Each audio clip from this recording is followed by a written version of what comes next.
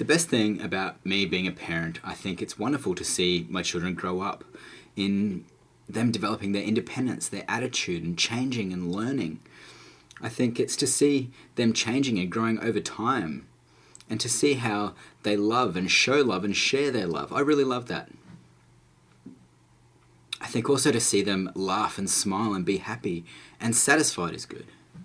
The best thing about being a mum. I love spending time with my children every night for half an hour or 15 minutes, just talking to them or reading a book, though most of the time it's chatting. We play games like Hangman every night, and I wouldn't miss it. I enjoy watching my children grow and watch them learn every day. The best thing about being a parent is being involved and seeing things through your kids' eyes. My children are hearing and I'm deaf, so I also get to see things through their different perspective. It's so enjoyable being a parent. You feel like a child again, and I really love it. You learn a lot about life.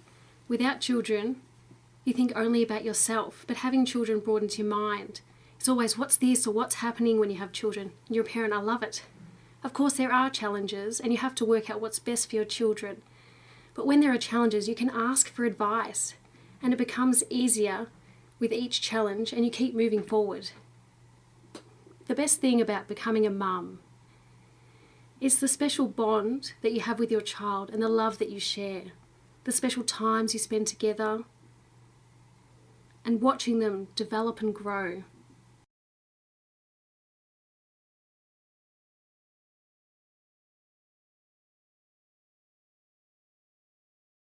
There aren't really any barriers to being a parent, just little things like when your baby is sick and you're not sure what's wrong until a hearing person informs you that their breathing is laboured or their nose is blocked. Or if my older boy is playing with a neighbouring friend and they're chatting away and a hearing person tells me that they're using bad language. So then I can tell him not to say bad words. So there are a few things, but I don't really see them as barriers. They're just fairly minor. I think for me, the barriers were with my firstborn. And not being able to understand what the baby wanted when it was crying, whether it be a soiled nappy or hungry. And so I would just try and do everything to try and work out what it was, and then I would work it out. And then later on, I got used to it. My wife is hearing, and there are services out there, whether it be community services that provide parenting courses and things like that. Now, I can't access those courses because there are no interpreters available, which means I'm actually then reliant on my wife going along and learning the information, taking notes, and then providing that information to me at home. Every Saturday, my son plays football with Auskick. And when everyone is finished playing, there is a speech and discussion. And I don't know what they're saying through that meeting, and that's a barrier. Through the football, there's always chatting, but I'm left on my own. I just have a laugh and play with my son. I miss out on information. I am lucky that my partner can sign, but that's a lot of pressure on her to pass the information on. So, yes, it's good, and I'm lucky to have her, but at the same time, I lose some of my independence. And instead of direct communication access, it's indirect through my partner, so I'm the last to know. If you have barriers, you need to ask for advice from other people or their experiences with children. Discuss your ideas, or visit your maternal and child health nurse for information and ideas that might suit your home environment, like the deaf alarm to know when the baby is crying or other services that are available. These sorts of things are getting better all the time, so there are really very few barriers at all. I think it's more the small talk. For example, my daughter is now at 3-year-old kindergarten, and when I go to pick her up sometimes, the teacher will speak with the other mums. I don't know what they're talking about, but it's things about their child. But they don't talk to me. I have to wait for a parent-teacher interview, so I have to wait. So I don't know who her friends are or which children she plays with in class. So I miss out on the day-to-day conversations. I think it's only friends. Friends' parents. Yeah.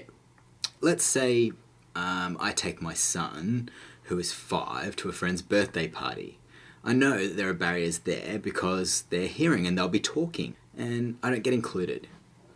The important thing about being a mum is patience. You must have patience, as well as a lot of love. Responsibility, patience, and looking after yourself. They're the 3 most important aspects. Firstly, because you're responsible for so many things, their health, their diet, which friends they play with, and many other things. Secondly, you must have patience and not lose your temper, get angry, or let things become a fight. You must have patience to be able to sit and explain to them in a way they understand what is a better behaviour.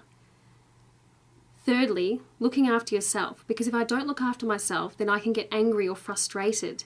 If I think I need a break, I will tell Sam and he'll look after the children while I have a rest. That way I feel better and everyone is healthier and in a better relationship. I think also you need to have a routine. If you've got no routine, everything is not in alignment. I think it makes it go easier if you have a routine. I have also learned that what works for one child isn't necessarily right for my child. I think the most important thing I've learnt about being a father is children. I think it's important for them to be involved in the community and also within the family environment and the values of the family.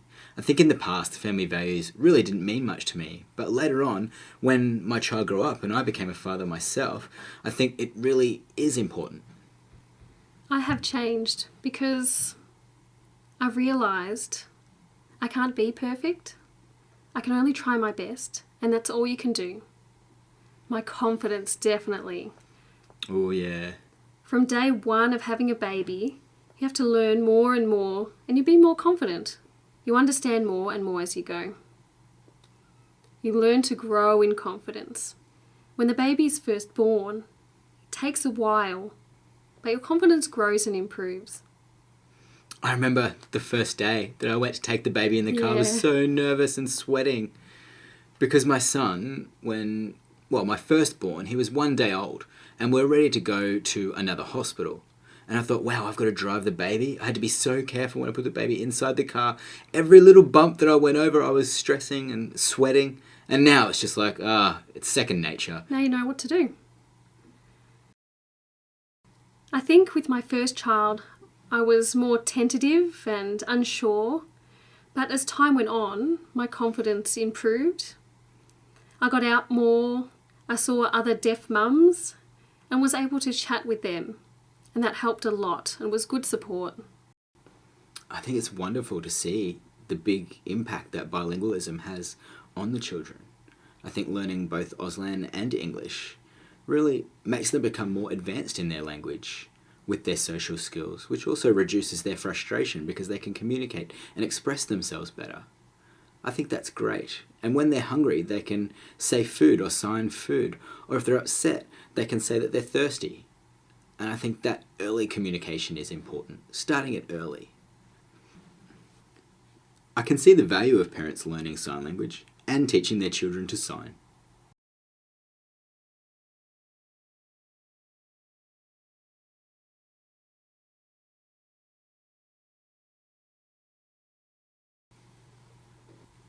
If you feel there are barriers and you don't know, ask. People are happy to help. Don't feel that you can't because you're deaf. Everyone does things in different ways, have different beliefs, different values. That doesn't matter, it's good. Be confident and get involved.